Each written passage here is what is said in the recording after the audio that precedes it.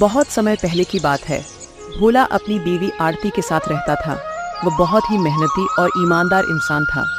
भोला दिन भर अपने खेतों में मेहनत से काम करता, लेकिन वहीं हरिया दिन भर इधर उधर खेत में खाट पर सोता रहता। भोला की मेहनत की वजह से उसके खेत में खूब अच्छी फसल होती थी, जिसके कारण गांव के सारे लोग भोला से जलते थे। हरिया उसका पड़ोसी था। हरिया और उसकी बीवी बहुत दुष्ट इंसान थे। वो दोनों भोला से बहुत जला किया करते। देखिए जी, इस भोला की फसल इस बार भी कितनी अच्छी हुई है। हमेशा इसके साथ ही अच्छा क्यों होता है? इस बार तो यह फसल बेचकर राजा ही हो जाएगा। अरे तुम परेशान मत हो, इसको हम राजा नहीं होने देंगे। मेरे जीते जी ये कभी राजा की जिंदगी नहीं जी सकता। भोला सुबह उठता है और खेत के लिए निकल जाता है और अपनी फसल को देखकर बहुत खुश होता है। अब जाकर भोला की मेहनत सफल हो चुकी थी। इस बार लग रहा है अच्छी खासी कमाई हो जाएगी। फिर भोला घर को निकल जाता है। भोला की पत्नी भोला से कहती है, क्या हुआ, आप इतना देर से क्यों आए हैं? हमारी फसल अच्छी तो हुई है ना? फसल इस बार बहुत अच्छी हुई है। कल कटाई भी करनी है, उसी की व्यवस्था कर रहा हूँ। लगता है इस बार कमाई हो जाएगी। अच्छा जी, इस बार अगर अच्छी खासी कमाई हो गई तो हम कुछ पैसे अपनी बेटी मुन्नी के नाम से बैंक में जमा करवा देंगे, जिससे उसकी अच्छी खासी शादी हो जाएगी या उसकी पढ़ाई में मदद हो जाएगी। ठीक है ना जी?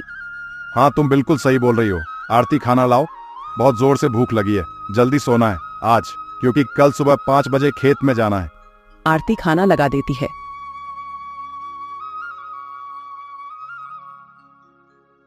ये पापड़ कहाँ से लाई हो तुम? क्या हुआ, अच्छे नहीं लग रहे हैं क्या? अरे नहीं, ये पापड़ तो बहुत स्वादिष्ट है। ऐसा मन कर रहा है कि खाता ही रहूं। तुमने बनाए हैं क्या? हाँ जी, मैंने अपने हाथों से बनाए हैं। आपको अच्छे लग रहे हैं तो और ले आओ क्या, और भी है। फिर खाना खाकर दोनों आराम से सो जाते हैं। जैसे ही सुबह के 5 बजते हैं तो आरती की नींद खुल जाती है और आरती देखती है कि मौसम बहुत खराब हो गया है। ऊपर वाले, अब तो हमारी सारी फसल खराब हो जाएगी। सुनिए जी, जल्दी से उठ जाइए, मौसम बहुत खराब है। हमें जल्द से जल्द अपनी फसल के लिए कुछ व्यवस्था करनी पड़ेगी। दोनों उठकर जैसे ही खेत को निकलते हैं, तब तक खूब जोरदार बारिश होने लगती है। बारिश के साथ हवा भी चलने लगती है। यह सब देखकर भोला बहुत टेंशन में आ जाता है। सुनिए जी, टेंशन मत लीजिए, जो होना था वो तो हो गया। अब हम इसमें क्या कर सकते हैं? जो होता है वो अच्छे के लिए ही होता है। इधर हरिया बहुत खुश था मौसम को देखकर, और हरिया अपनी पत्नी से कहता है, देखो, मैंने बोला था ना कि वो अमीर नहीं हो पाएगा, और ऐसा ही हुआ। अच्छा जी, लेकिन हम लोगों की भी तो फसल बर्बाद हो गई ना। आप इतने खुश क्यों हो रहे हो? आपको तो दुखी होना चाहिए। हमने तो अपने खेत में उतना पैसा नहीं लगाया है और ना ही उतना मेहनत किए हैं, तो इसलिए मुझे तो बहुत खुशी हो रही है कि भोला की सारी फसल बर्बाद हो गई। मेरा तो जब भी इतना फायदा नहीं होता। कम से कम भोला हमसे ज्यादा अमीर तो नहीं बन सकता। उधर भोला को उसकी पत्नी सब्र दिलाती है। लगातार 4-5 दिन तक बारिश होती है।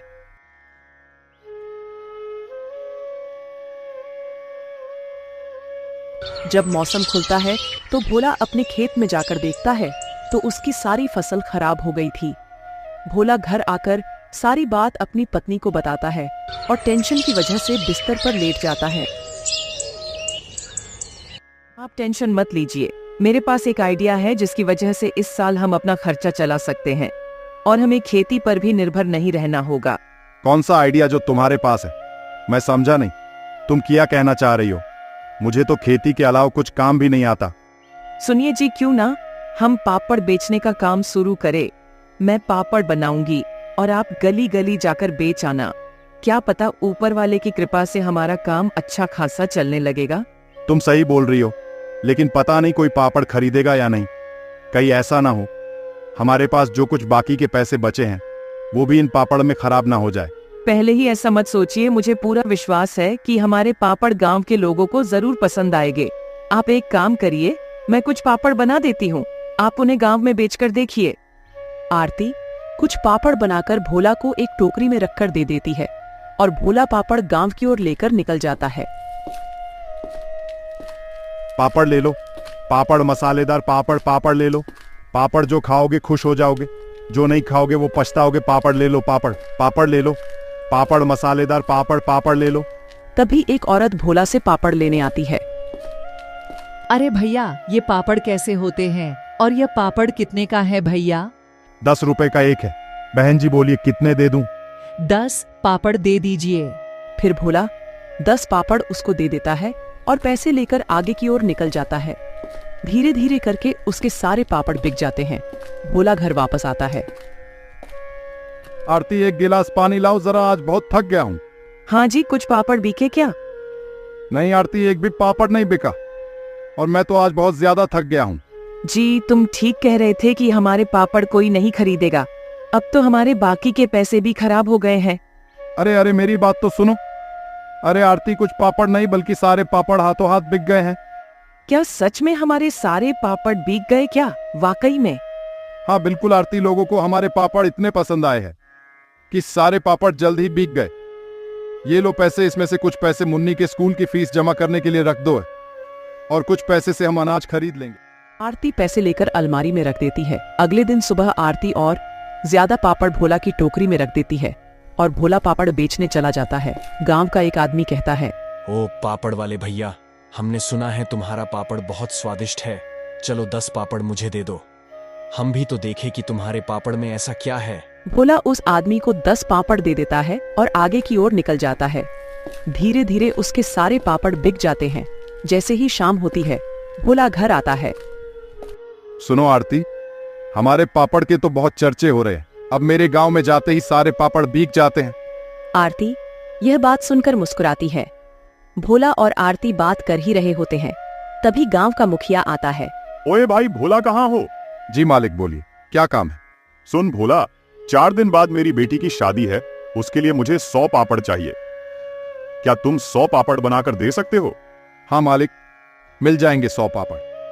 यह सारी बातें हरिया और उसकी पत्नी सुन रहे थे। इसके साथ इतना अच्छा क्यों होता है? मैं ऐसा नहीं होने दूंगा, इसके साथ मैं अच्छा नहीं होने दूंगा। हरिया और उसकी बीवी उसे देखकर जलने लगते हैं और आरती पापड़ कहाँ रखती है यह सोचते हैं।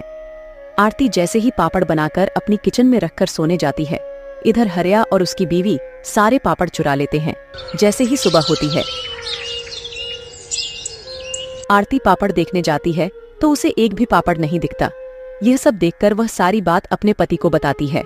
मैं आज मुखिया जी के घर जा रहा हूँ और उनसे बोल दूंगा कि बस मुझे 2 दिन का मौका और दे दीजिए। भोला मुखिया के घर की ओर निकल जाता है। मुखिया जी, मेरे घर से किसी ने सारे पापड़ चुरा लिए हैं। आप मुझे बस 2 दिन का मौका दे दीजिए, मैं आपको पापड़ बनाकर दे दूंगा। ठीक है भोला, मैं तुमको 2 दिन का मौका दे रहा हूं, लेकिन तुम मुझे पापड़ जरूर बनाकर दे देना। हाँ ठीक है मुखिया जी, आप चिंता मत करिए, मैं तुम्हारे पापड़ जल्द बना दूंगा। फिर जब भोला उधर से जैसे ही घर आता है तो भोला देखता है कि हरिया का बेटा पापड़ खा रहा है और उसके हाथ में भी 2 पापड़ हैं।